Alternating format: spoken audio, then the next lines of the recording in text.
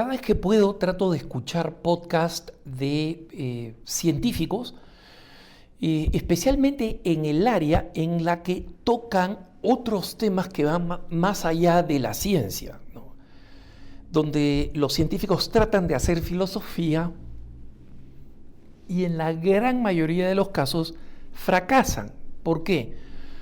Porque la filosofía es un ámbito del pensamiento que tiene sus propias reglas y no es igual que la ciencia, ¿no?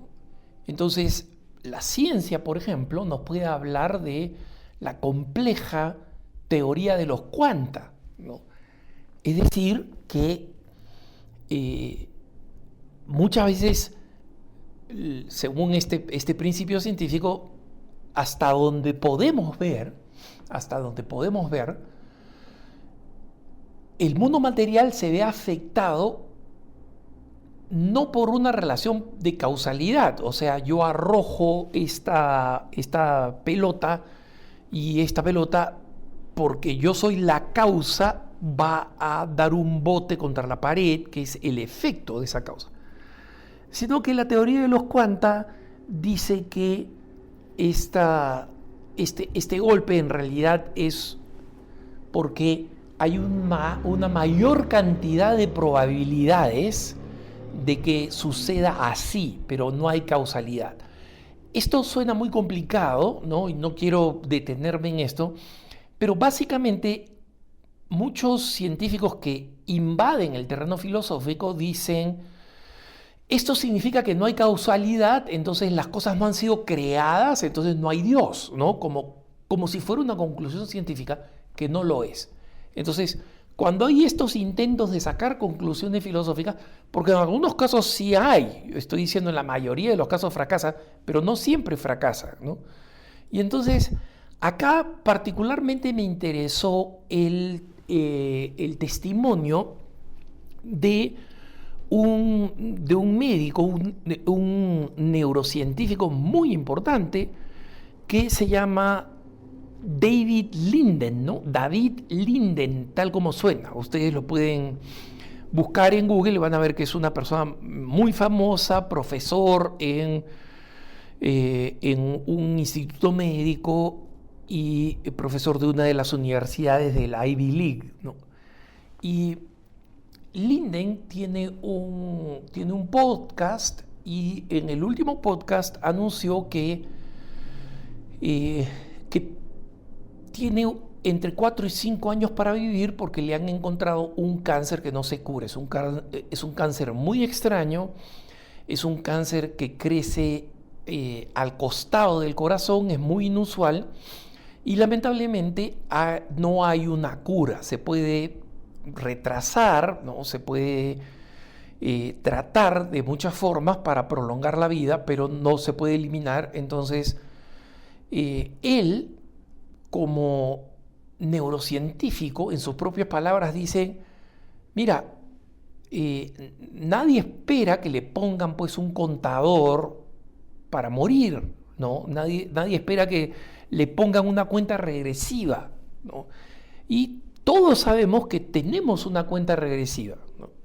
Y él, solamente que no sabemos la fecha. Él sí la sabe, ¿no? Él sabe que entre este año y este año ya no va a seguir viviendo en esta tierra, ¿no? Entonces, él dice que inicialmente tuvo pues una fascinación con este tumor, y él mismo dice: mira, recuerden ustedes que yo siempre fui un nerd científico, en sus propias palabras, ¿no? A scientific nerd.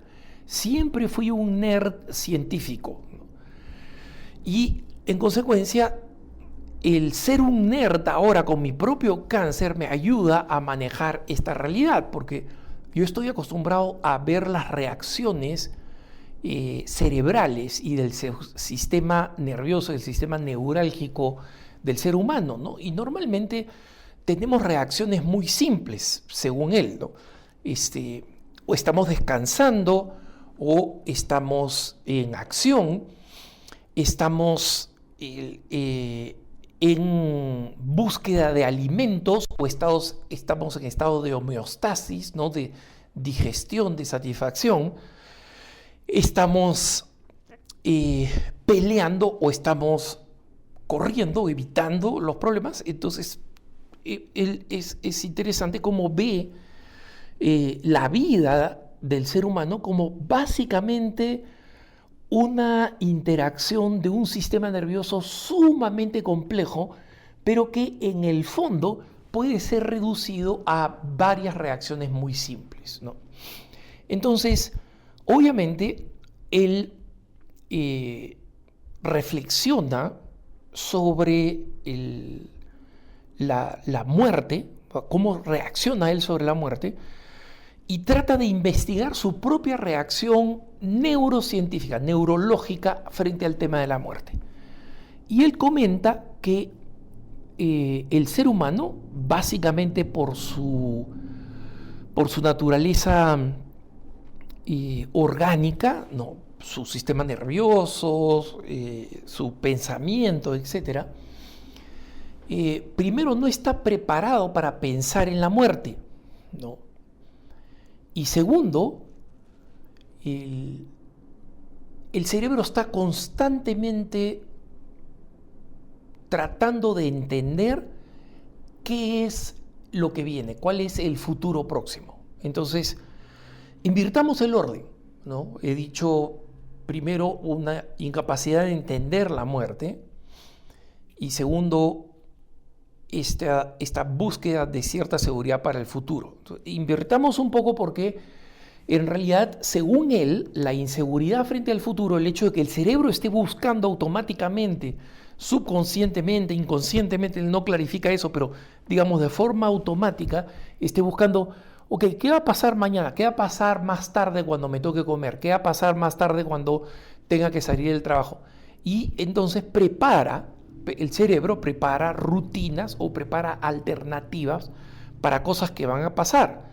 Desde muy simples, ¿no? Tengo que comer esto, hasta muy complejas. ¿Qué pasa si mi esposo me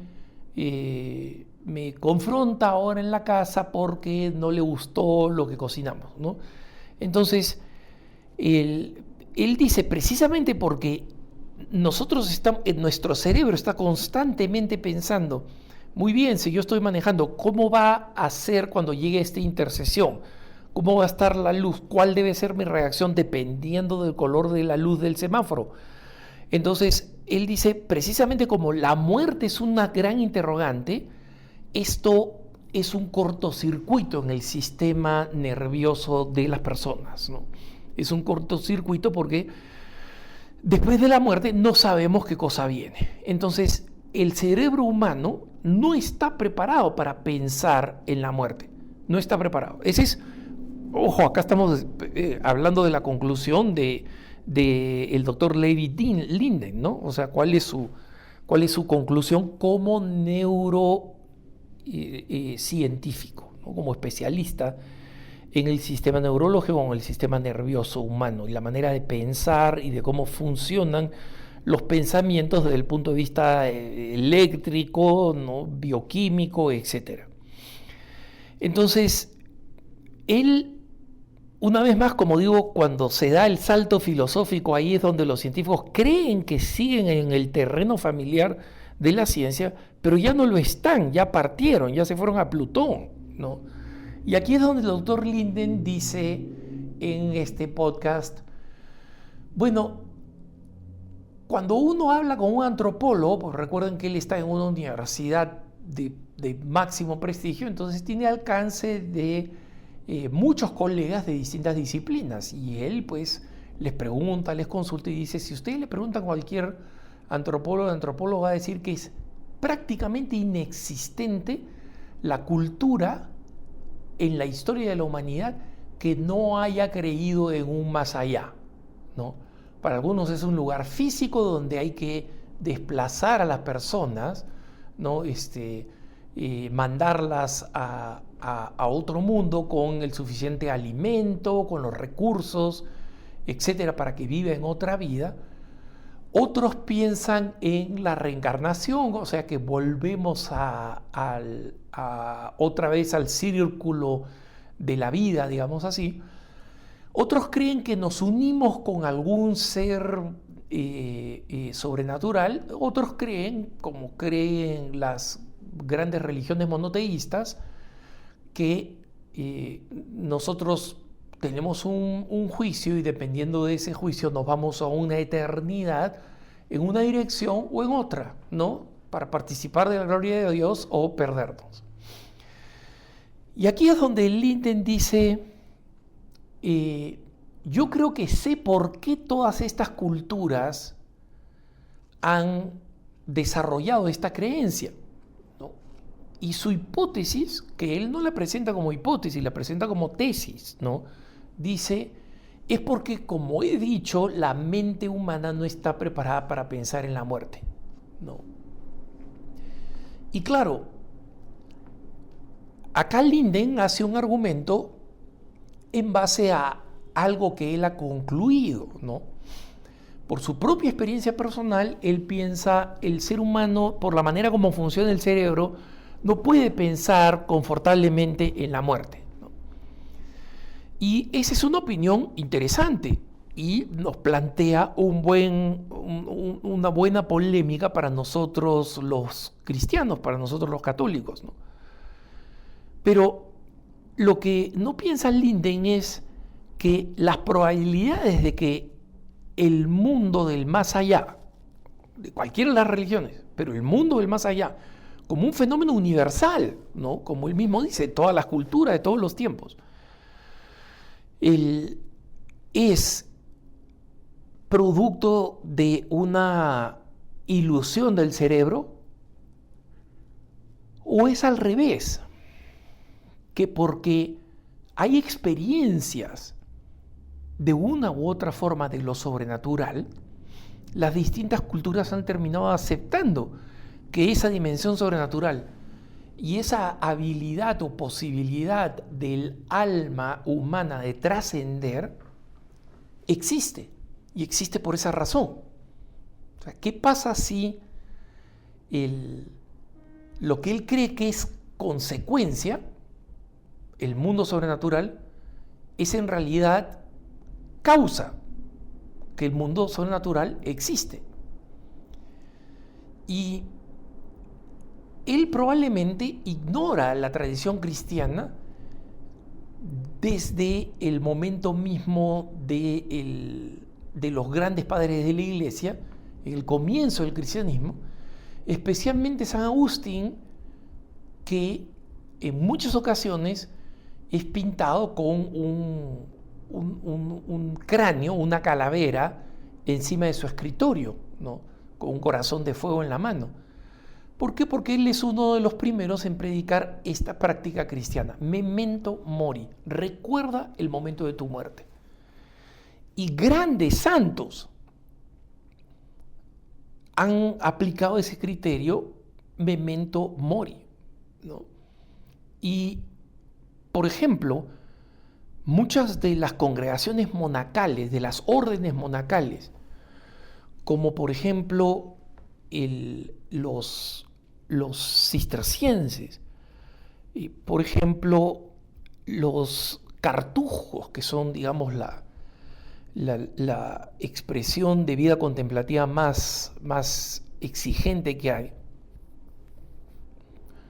recuerdan el momento de el momento de la muerte cada vez que el encargado despierta en la mañana, ¿no? Algunas de estas órdenes tienen una frase exactamente como esta, ¿no? Despierta, hermano, que la muerte llega. O sea, quien te despierta a las 4 de la mañana para la primera oración de maitines, ¿no? Te despierta con estas palabras: despierta, hermano, que la muerte llega. Entonces, no, pensar en la muerte no es una rareza. Es algo que no nos gusta hacer, eso con certeza. Pero que el cerebro no está preparado, hay una playa de santos y de cristianos que asumen esta práctica. Y no solamente asumen esta práctica en estas vidas de entrega más radical, aparentemente, como las que menciono, sino que busquen ustedes en internet el término memento mori, tal como suena, son dos palabras, memento mori. Y van a ver ustedes la cantidad de llamados que hay a recordar la propia muerte, como hay religiosas de vida activa cuya presencia en redes sociales es constante para recordar que recordemos que vamos a morir. ¿Y por qué? ¿Porque somos macabros? ¿Porque queremos vivir en un Halloween o en una película de terror constante? No, porque la muerte es algo inevitable y en consecuencia cuando pensamos en ella pone el resto de nuestra vida en perspectiva. Esa es la importancia. Para el cristiano, la muerte no es el final, es un tránsito. Entonces, en este proceso, mientras nuestro amigo el doctor Linden se acerca a ese momento definitivo en su vida, esperemos que en su reflexión y en su estudio, en su apasionamiento por entender mejor lo que se viene, descubra la gracia de saber que nuestra vida está llamada a proseguir con mayor grandeza después de este tiempo en la tierra. Que tengas un buen día.